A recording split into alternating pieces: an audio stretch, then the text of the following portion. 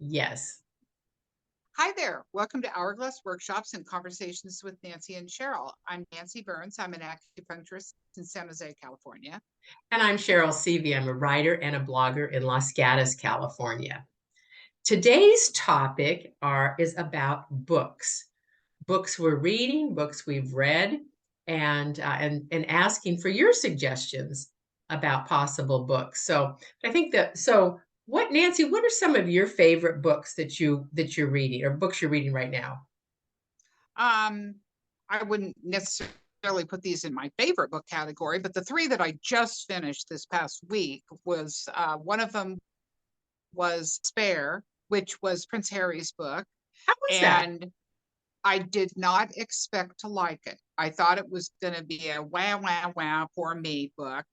And you know what? It was incredibly well written. I was about halfway through and I thought to myself, I realize this guy has had all the privilege in the world and done tons of travel and been around super interesting people, but I knew he didn't write the book.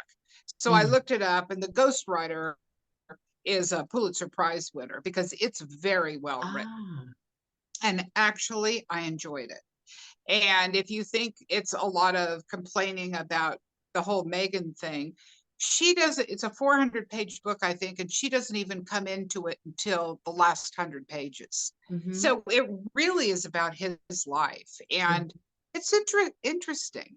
Mhm. Um, the other book I just finished today was The Longevity Diet, and it's by a researcher that I've followed time, Walter Longo, and he created the fasting mimicking diet down at USC. And it's kind of a clinical book. I don't know that anybody want to pick it up and read it by the pool, but um, I'm fascinated with the whole thing because he's done clinical trials down there with the program that he created, and it was interesting to read.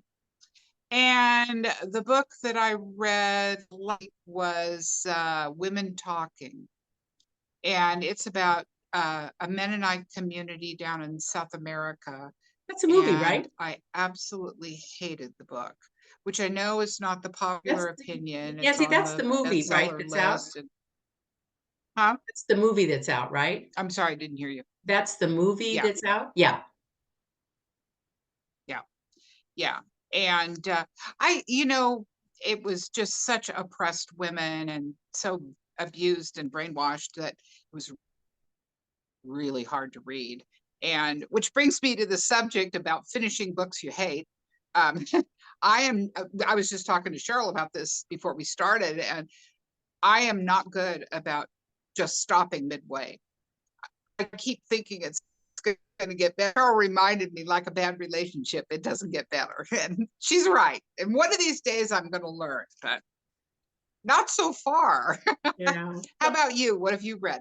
Well, I'm reading a really good book. I'm doing some research right now on friendships, and particularly friendships in our later years, and finding, making, and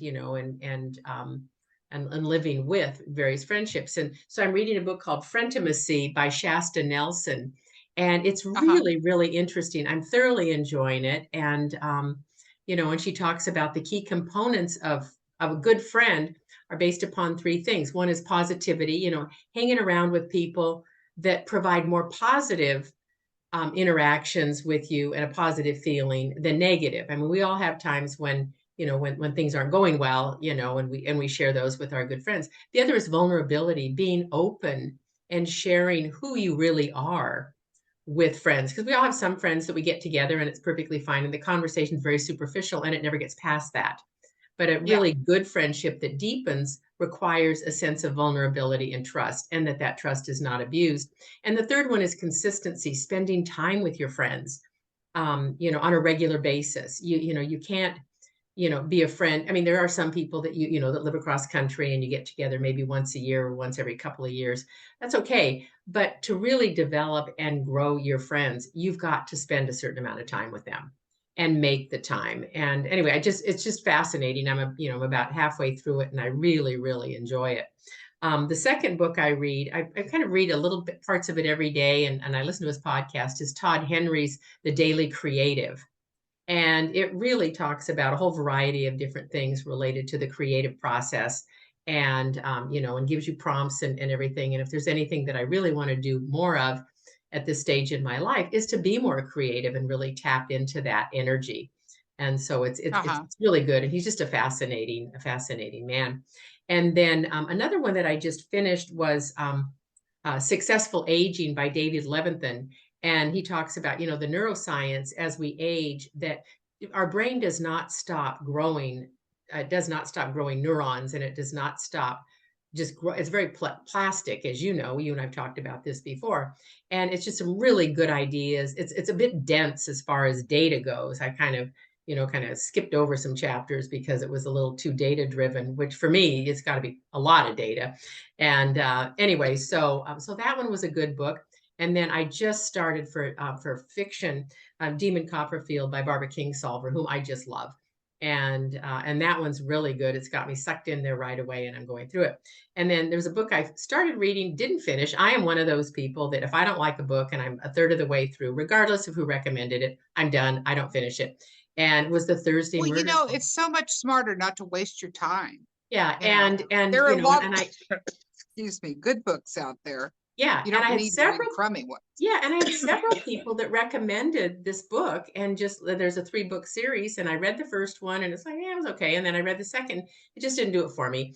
But I mean, if people love it, that's great. It just wasn't my cup of tea.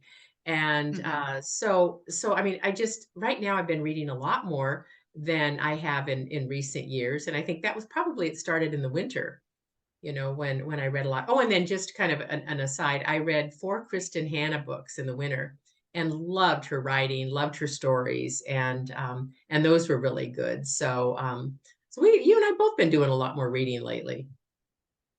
Well, I would love for everybody to weigh in on a really good summer read, you Yeah. know, something you'd read on your way to Bora Bora. Not that I'm going there, but I'm just, sounds good. I'm just sitting out in the patio on a Sunday afternoon. Yeah, yeah. Oh, yeah. That sounds kind of boring, Cheryl.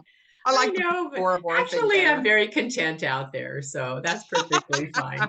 Um, but yeah, Oh, so I think a couple of things. Let us know if you're a book finisher, or you dump it when you don't like it, and some good summer reads, and we'll put those up yeah. on our website. So until next time, I'm Cherryll. And I'm Nancy. Bye now. Bye.